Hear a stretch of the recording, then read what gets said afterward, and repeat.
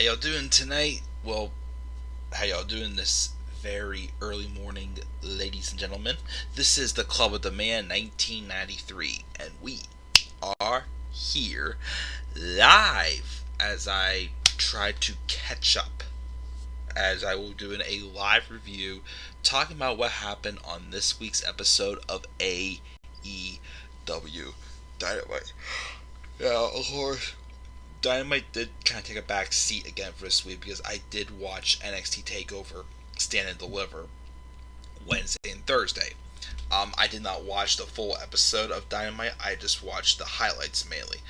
Watching the highlights though, I felt like I was able to, you know, talk about the show decently. Um, but I'm gonna review Dynamite tonight, and then I got all day tomorrow. I'm not doing anything before WrestleMania. So during the day, I will review NXT TakeOver Stand and Deliver and SmackDown.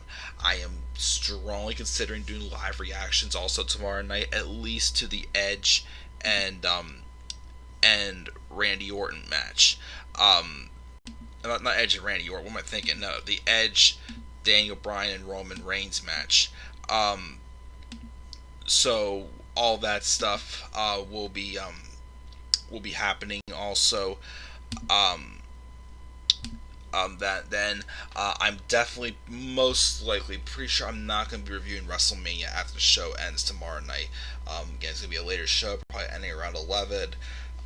And I had to get up a little bit earlier on Monday for a dentist appointment, so I will probably review WrestleMania when I get home from work on Monday, if I'm up to it, of course.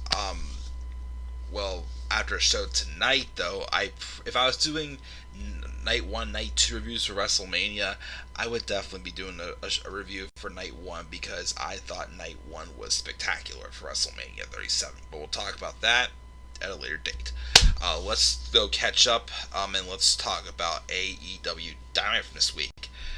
Gotta say, from this show obviously being on the back burner this past week because of NXT TakeOver and being the last Wednesday of the Wednesday Night Wars, as this coming week NXT moves to Tuesday nights and AEW is solely taking over Wednesdays as, again, they have won the war.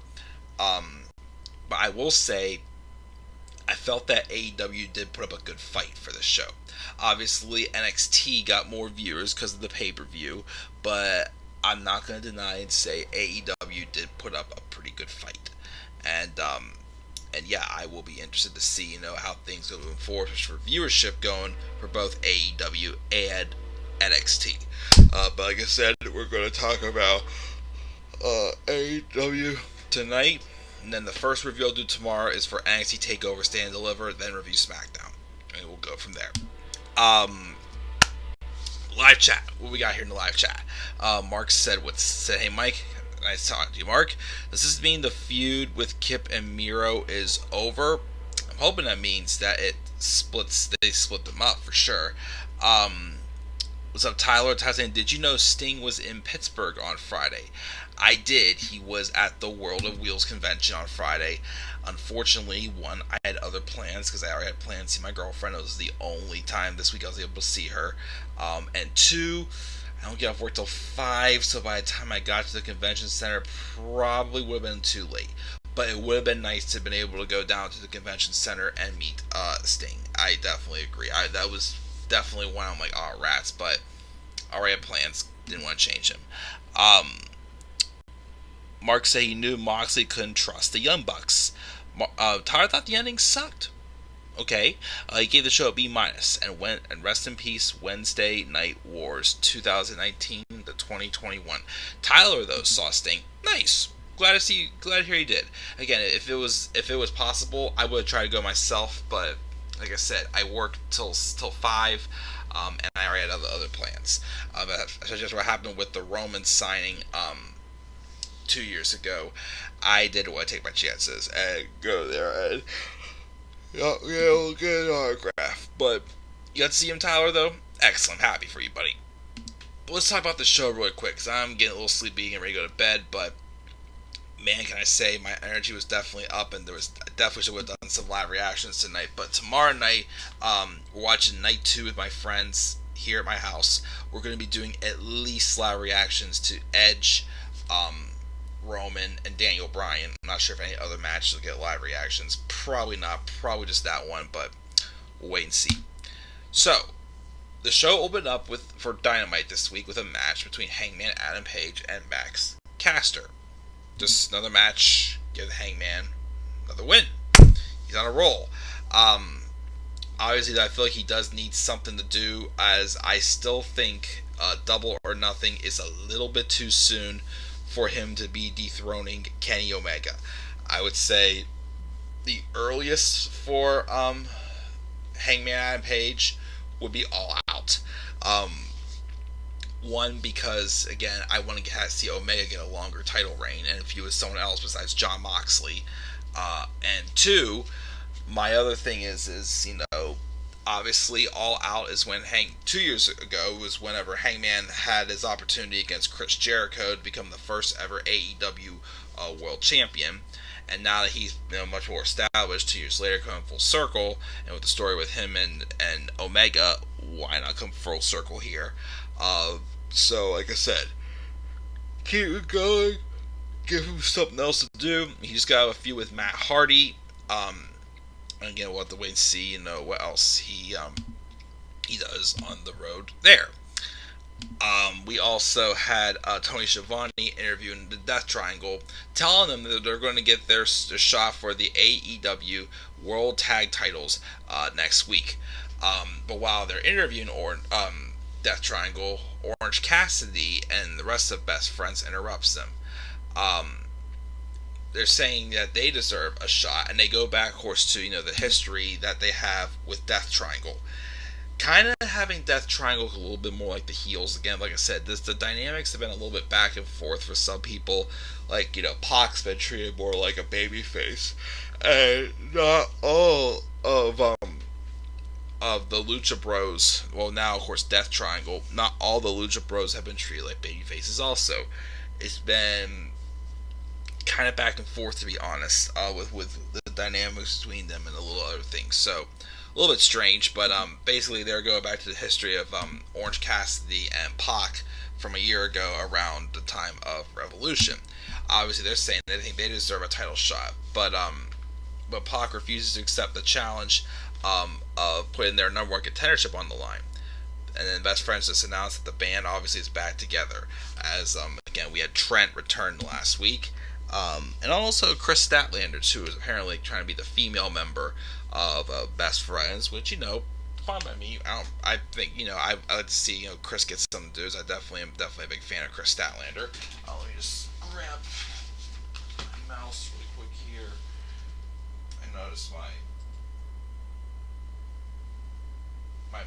TV went on sleep mode. I'm going to be watching TV after I get off here. Just wanted to get that out of the way. Then we had an excellent promo by the Inner Circle, as last week they had returned and they had beaten down the Pinnacle inside of the Inner Circle's locker room, as the Pinnacle was trying to steal their locker room. Well, Chris Jericho and the Inner Circle came out to the ring this time. It's the first time that they've spoken since the Pinnacle formed. Jericho said that the beating from the Pinnacle made them realize they made mistakes, for which they apologize. He calls MJF my jerk-off friend. MJF, get it? Admitting he wanted to use him to suck the life out of him, but he was outsmarted. As, of course, they said they smelled a mile away of what MJF was trying to do with the Inner Circle when he first, was teasing the fact that he wanted to join the Inner Circle. And, of course, they were just, they just knew what he was up to, but then, of course, MJF still outsmarted him. But he insults MJF by calling him a mark. Such a mark, in fact, that he wants to change the term mark to a max. He continues to run down the Pinnacle of each of the guys, and just teases all of them, insults them, which obviously just cements the fact that the Inner Circle are now baby faces. Jericho then announced that the Inner Circle will take on the Pinnacle in a blood and guts match on May 5th. We were supposed to get that last year, I believe, between Inner Circle and the Elite with Matt Hardy. Hey man, Adam Page. Oh, Young Bucks and Kenny Omega, but unfortunately that didn't happen due to the pandemic. This is a good promo. Again, obviously, I've said before, Chris Jericho can transition a character from heel to face pretty smoothly.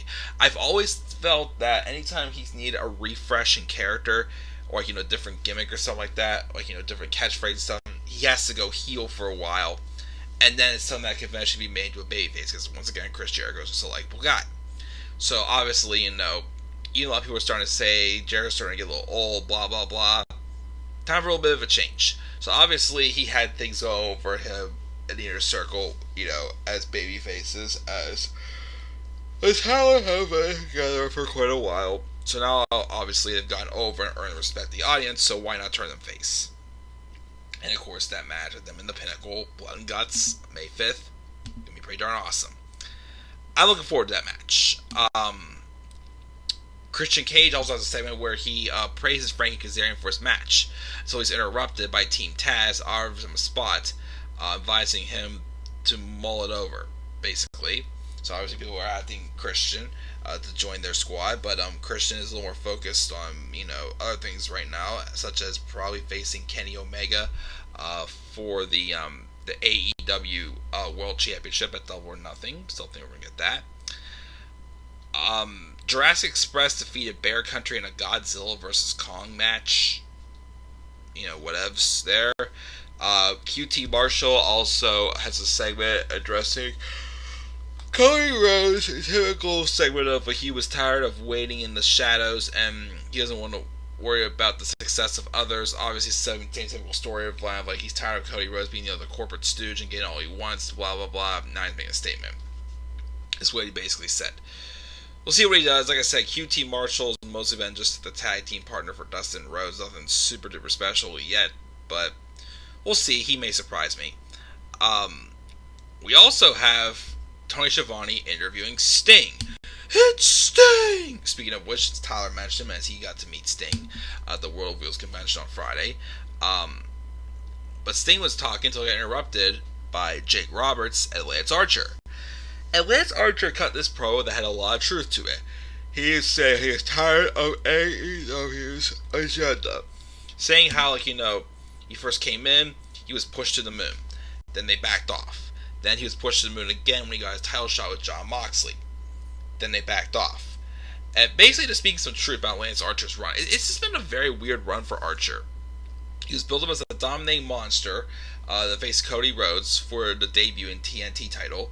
They also got back on track again when he feuded with Jon Moxley and had a match for the world title. And then, like I said, it was just like that he was being pushed to the moon, then they did nothing with him. Pushed to the moon, did nothing with him. And Sting actually agreed. But he basically told him, start getting a move on to keep yourself in that main event scene, as he does see Archer as a main event player. So a lot of truth in that segment there, and it was kind of interesting. But again, it's still probably built into a future match between Sting and Lance Archer, and I'm for that. I have no complaints about that one whatsoever. You see here, what else we got here?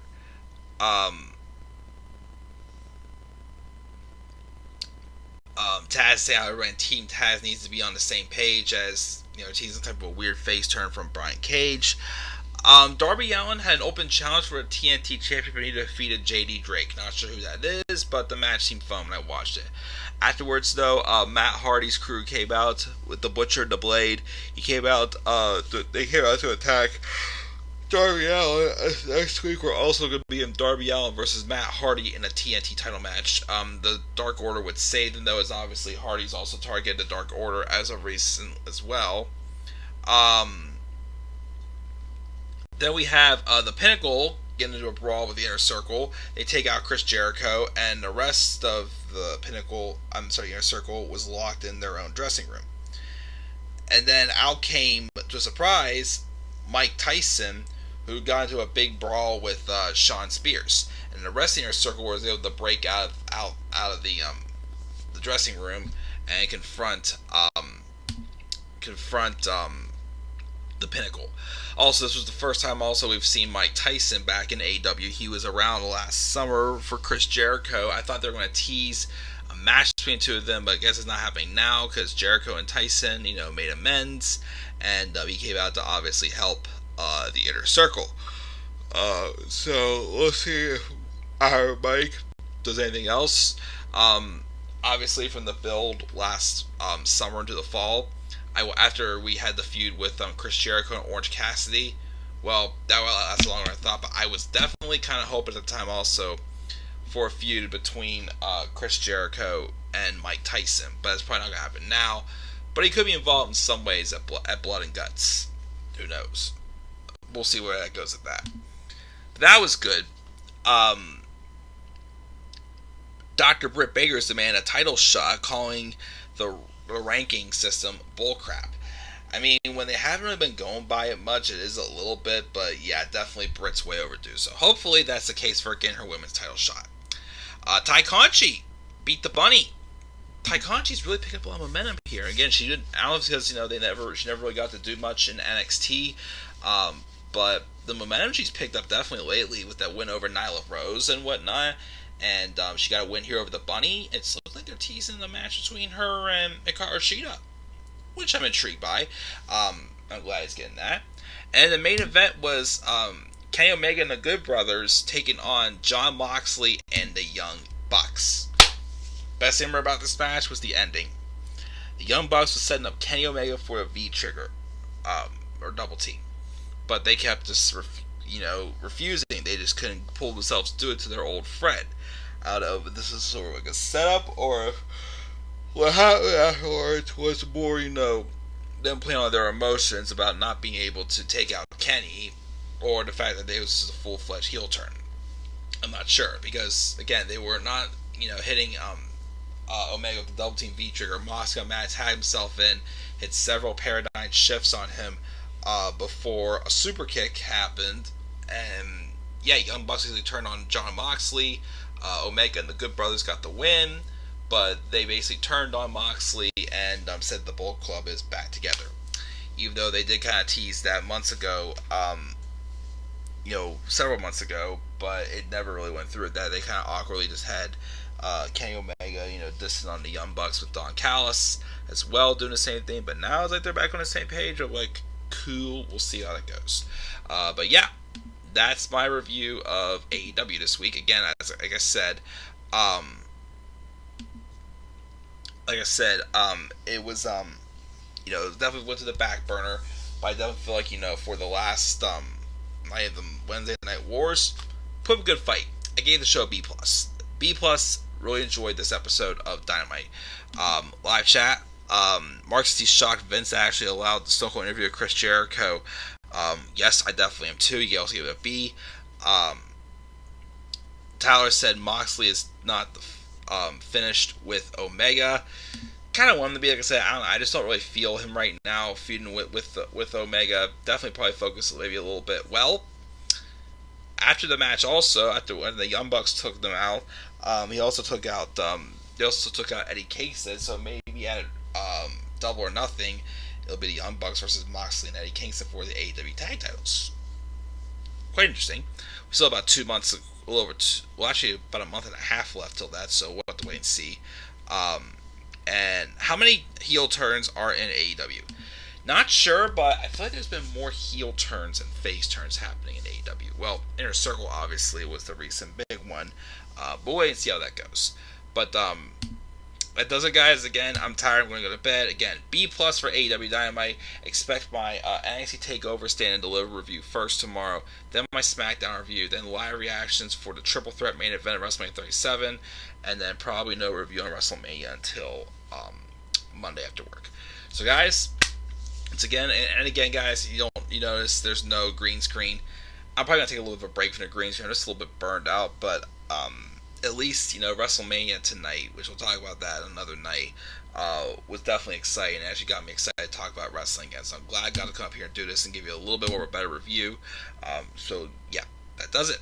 Leave us down in the comment section below. Slap a like on the video and subscribe for more content. Come on my channel. Follow me on Twitter at TheManAirboy93. So until then, guys, I'm checking out. Have a great night. Get a good sleep. See you guys tomorrow for my TakeOver and SmackDown reviews. So until then, guys, have a great night. Peace out, everybody.